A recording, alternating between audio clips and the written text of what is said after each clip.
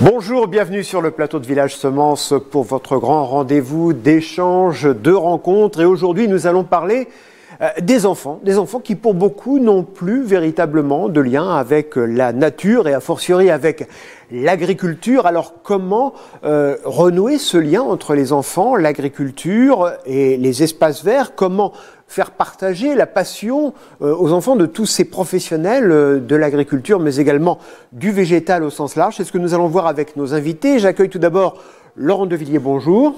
Bonjour. Alors vous êtes inspecteur de l'enseignement agricole. Alors ça fait toujours peur quand on dit inspecteur de l'enseignement agricole. C'est vous qui traumatisez vos collègues à longueur de journée ? Alors non, il ne faut pas le voir comme ça, évidemment, puisque l'inspection de l'enseignement agricole a plusieurs missions, bien évidemment, d'accompagner et puis contrôler l'acte professionnel des enseignants, ça c'est une certitude, mais pas seulement. Elle participe aussi à la construction des référentiels de diplôme, et puis alors, comme vous l'imaginez bien également, à la réalisation des sujets d'examen et des sujets de concours, par exemple. Mais donc, on est aussi, et l'une des priorités, sur un mode d'accompagnement des enseignants. Nous allons retrouver également en duplex François Poli. Bonjour. Bonjour. Alors vous êtes président du comité de pilotage de la semaine du jardinage dans les écoles. Alors, grosso modo, c'est quoi cette semaine du jardinage dans les écoles? Eh bien, c'est un événement qu'on a mis en place il y a plus de 20 ans, qui se renouvelle d'année en année, qui a pour vocation de faire venir les enfants dans les jardineries et leur faire découvrir ce que c'est qu'une plante, comment l'entretenir, comment la développer. Donc, ça a un volet totalement pédagogique. Et chaque année, on reçoit, en général sur la 2e ou 3e semaine de mars, on reçoit à peu près 2500 classes sur l'ensemble de nos jardineries. Ça représente 400 jardineries à peu près qui accueillent. Et on a la fréquentation de 50 à 60 000 enfants par an. Et d'ailleurs, l'événement est tellement plébiscité que je peux vous dire qu'on a dépassé le million d'enfants sensibilisés en 2018, et tout cela sous le haut patronage en général du ministère de l'Éducation nationale, avec l'accompagnement souvent du ministère de l'Agriculture et le ministère de la Transition écologique. Alors ça nous amène, vous parliez des jardineries, ça nous amène justement à accueillir Pascal Laforge. Bonjour Pascal. Bonjour. Vous êtes coach jardin chez Truffaut. C'est quoi un coach jardin? C'est celui qui va essayer de simplifier les choses, notamment s'agissant du jardin. Le jardin, quand on parle de jardin, on parle de plaisir, on parle d'envie, mais on parle aussi de savoir faire les choses. Et on va essayer de vulgariser tout ça pour que plus personne n'ait peur et rendre le jardin le plus accessible possible auprès de toutes et tous. En ce moment, vous devez avoir du travail parce que c'est vrai qu'on l'a vu avec le confinement. Alors, je ne parle pas des magasins qui ont été malheureusement contraints de fermer temporairement, mais il y a beaucoup de gens qui se sont mis à repeindre l'intérieur et puis à jardiner. C'est assez incroyable. Alors c'est une situation très heureuse, finalement, dans un contexte évidemment délicat et triste, mais je crois que le jardin est rentré dans la bulle de la famille, dans le cœur de la famille, comme un espace d'évasion, comme un espace où on peut respirer, où on peut partager, où on peut être bien. Voilà, donc c'est quelque chose qui est maintenant très soudé au mode de vie des Français d'aujourd'hui, et tant mieux. Alors, je voudrais qu'on revienne à la question principale de cette émission, c'est comment renouer les liens entre le monde rural, le monde agricole, la nature, l'environnement, avec des enfants qui sont pour beaucoup des citadins. Laurent Devilliers, qu'est-ce qu'on peut faire pour redonner ce goût ? Je dirais que il est extrêmement important de renouer le contact dans un premier temps. On l'a vu à travers l'exemple de la semaine du jardinage. Favoriser ce lien avec la nature, c'est permettre effectivement aux jeunes quand on réinterroge la nature, on réinterroge le monde quelque part. Et du coup, ça permet de prendre davantage de repères. Ça permet évidemment de développer un certain nombre de compétences, des compétences sensorielles bien évidemment, cognitives parce qu'on apprend des choses, et puis psychomotrices. Alors Bien évidemment, tout dépend de quel type d'enfant on parle. On ne va pas tout à fait être sur la même dynamique quand on va parler de petite enfance ou de collégiens, voire de lycéens. Mais ce qui est prépondérant, je crois, c'est cette mise en action, cette mise en relation pour justement questionner, interroger et pouvoir se positionner plus durablement, quoi. Et ce qui est intéressant pour vous aussi, c'est que des jeunes enfants qui vont découvrir, redécouvrir la nature, le monde agricole, peut-être que vous allez les retrouver après dans l'enseignement agricole. Des citadins dans l'enseignement agricole, c'est génial. Absolument, on le souhaite. Alors, alors, j'ai pas l'origine géographique spécifique de tous les élèves, mais il faut savoir que l'enseignement agricole, globalement, en 1990, 4 élèves sur 10 étaient issus, avaient des parents agriculteurs. Aujourd'hui, c'est 1 sur 10.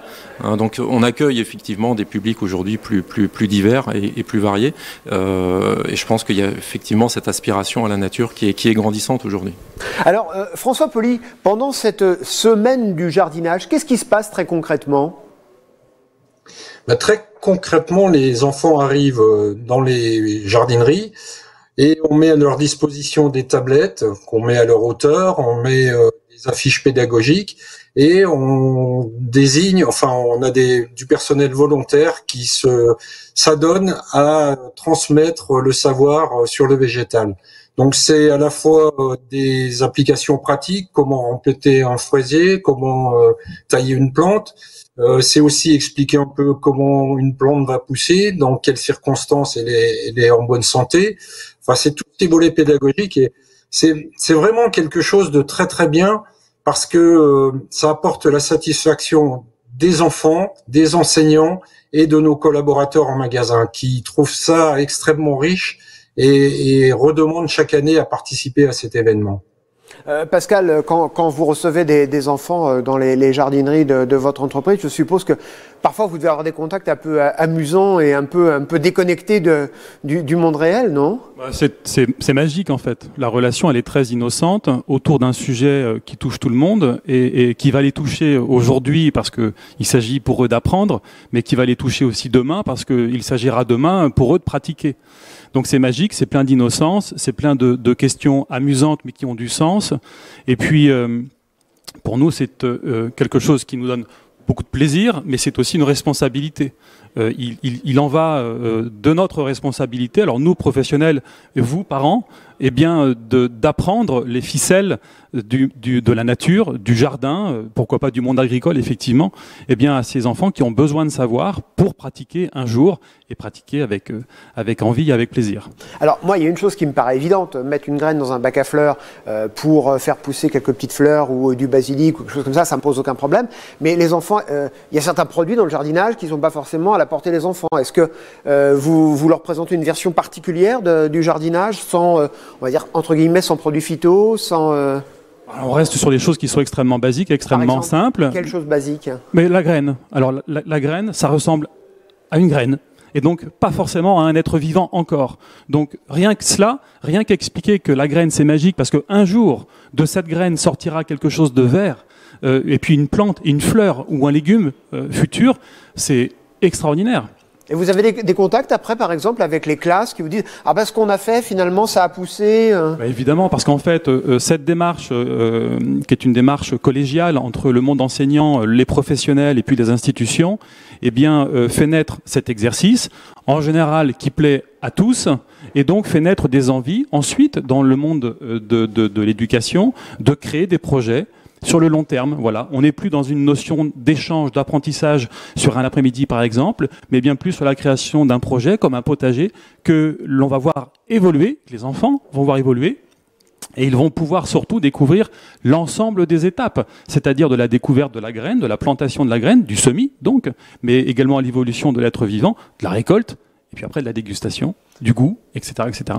Et là, on l'a compris dans ce qu'expliquait François Poli tout à l'heure, vous recevez des classes dans les jardineries, mais est-ce que vous, de temps en temps, vous quittez la jardinerie pour aller dans les écoles pour voir, pour assurer le suivi, si je puis dire, je ne vais pas dire le service après-vente, mais en tout cas pour voir comment tout ça a évolué ? On adorerait. Alors ça se fait pas de manière automatique, ça se fait si jamais le corps enseignant en fait la demande et on trouve des accords, on trouve du temps, on trouve de la disponibilité.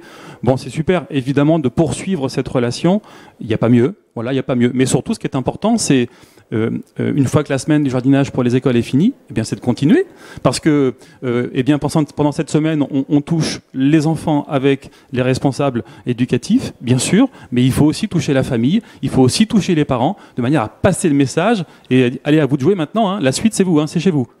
François Pauly, vous arrivez aussi à inclure les parents dans cette démarche ?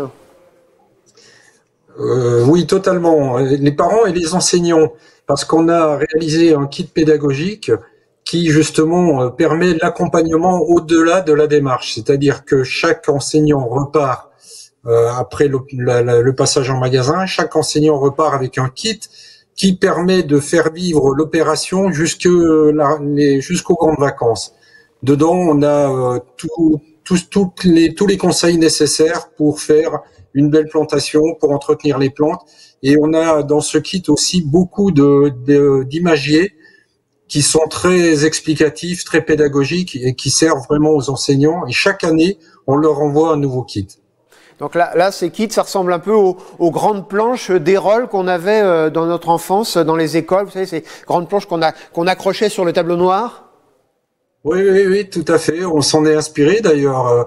Alors, ce sont pas les mêmes personnages, mais dans l'esprit, on est totalement sur ce.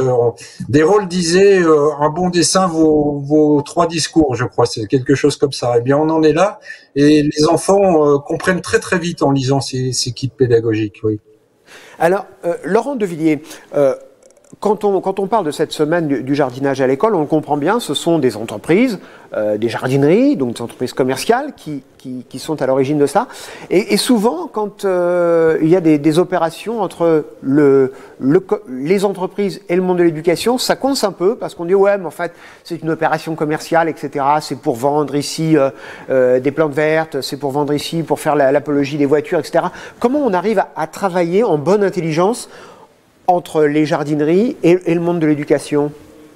Alors je dirais déjà que l'espace offert par les jardineries, c'est un formidable espace éducatif, et je ne crois pas qu'il y ait tant de difficultés que ça quand le conventionnement est clair, que les intentions sont explicites. Alors effectivement, pour l'enseignement agricole, c'est encore différent, hein. Là, on est plutôt sur des classes de l'éducation nationale de cycle 2 par exemple, hein, ou 3 pour le primaire. Mais je crois que quand les intentions sont véritablement explicites, je ne suis pas persuadé que ça pose tant de problèmes que ça.